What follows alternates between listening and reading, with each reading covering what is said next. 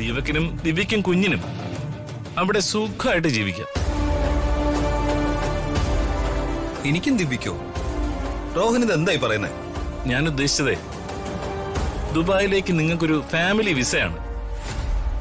Family വിസയോ? അതൊന്നും ശരിയാവില്ല. അതെന്താ ശരിയാവാത്തെ? അല്ല പ്രതാപ, എന്നെ പിരിഞ്ഞ് എങ്ങനെയാവൻ?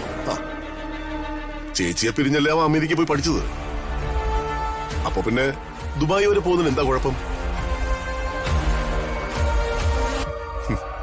അമേരിക്ക വരെ പോകുന്ന ദൂരമൊന്നും ദുബായിലേക്കില്ല. ചേച്ചിക്ക് വേണമെങ്കിൽ അവനെ ഇടയ്ക്കിടയ്ക്ക് പോയി കാണുകയും ചെയ്യാമല്ലോ. അല്ല പ്രതാപ, അതൊക്കെ ശരിയാവോ? അതേ ശരിയാവുള്ളൂ എന്നാ എനിക്ക് തോന്നുന്നത്. ഒരു ജോലിയൊക്കെ ആകുമ്പോ ഇവന് കുറച്ച് ഉത്തരവാദിത്വ ബോധമൊക്കെ ഉണ്ടാവും. പിന്നെ റോഹൻ പറഞ്ഞതുപോലെ ദീപക്കിന് ഇപ്പൊ ഒരു കുടുംബമായി. ദീപക്കിന്റെ ആഗ്രഹം പോലെ സ്വന്തം കാര്യങ്ങൾ ദീപക് തന്നെ സമ്പാദിച്ചു നോക്കട്ടെ. അമ്മേ, ഇതെന്താ അമ്മേ? അവളുടെ കൂടെ ഞാൻ എങ്ങനെയാ അമ്മ ദുബായിക്ക് പോന്നേ? എങ്കിൽ എന്റെ ജീവിതം അതോടെ തീർന്നു. എന്താ ചേച്ചി, അവന് പോവാൻ താല്പര്യമില്ലെന്നാണോ? ആദ്യമൊക്കെ ഒരു മടി ഉണ്ടാകും ദീപക്, അതൊക്കെ സാധാരണല്ലേ. പിന്നെ ഇതൊക്കെ ഒരു ശീലമായിക്കോളൂ.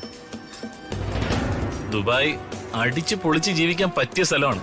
പിന്നെ ഓടിച്ചു പൊളിക്കാൻ, അതും അവളുടെ ആ കുട്ടിയുടെയും കൂടെ നിനക്കിട്ട് ഞാൻ തരുന്നുണ്ടടാ. എങ്കിൽ നമുക്കതങ്ങ് ഉറപ്പിക്കാം. റോഹന്റെ ഫ്രണ്ടിനെ വിളിച്ച് പറഞ്ഞേക്ക് ദീപക്കിന് വരാൻ സമ്മതമാണ്. ശരിയെങ്കിലേ അമ്മേ, എന്താ അമ്മേ ഇത്?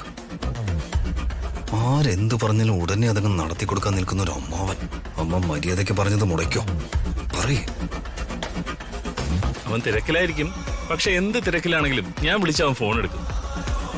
റോഹ വേണ്ട, റോഹന്റെ ഫ്രണ്ടിനെ വിളിക്കണ്ട. എന്താ ചേച്ചി? അല്ല പ്രതാപ, ദിവ്യക്ക് സ്വന്തം പേരിൽ ആധാർ കാർഡ് ഉണ്ടോന്ന് പോലും അറിയില്ല. അവൾക്ക് പാസ്പോർട്ട് എടുക്കണം, വിസ റെഡിയാക്കണം, പിന്നെ കുഞ്ഞിന്റെ സർട്ടിഫിക്കറ്റ്സ്. ഇതൊക്കെ റെഡിയാക്കാൻ തന്നെ മിനിമം 1-2 മാസം എടുക്കും. പിന്നെ ഞാൻ പറഞ്ഞല്ലോ, എനിക്ക് എന്റെ മോനെ ദൂരത്തേക്ക് അയക്കാൻ പറ്റില്ല പ്രതാപ.